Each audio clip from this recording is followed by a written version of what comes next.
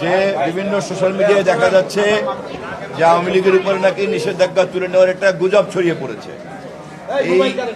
এই ধরনের কোনো গুজব এখন পর্যন্ত সরকারের কানে আসেনি। আর কোনো প্রশ্ন?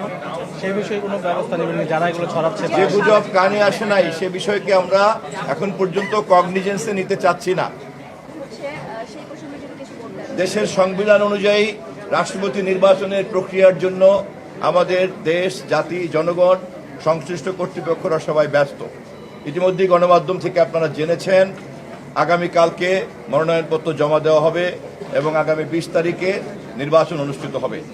আশা করি জাতি একজন কাঙ্ক্ষিত, জনপ্রিয়, গ্রহণযোগ্য রাষ্ট্রপতি পাবে। ভারতের রাষ্ট্রদূত নিজেই আমাদের মাননীয় প্রধানমন্ত্রীর সঙ্গে কথা বলে বেরিয়ে বলেছেন দুই দেশের এমন কোনো সমস্যা নাই যা সমাধান করা যাবে না। কথা বলেই তিনি ভারতের প্রধানমন্ত্রীর সঙ্গে দেখা করতে গিয়েছেন। আমরা অধীর আগ্রহে অপেক্ষা করছি ইতিবাচক ফলাফলের জন্য।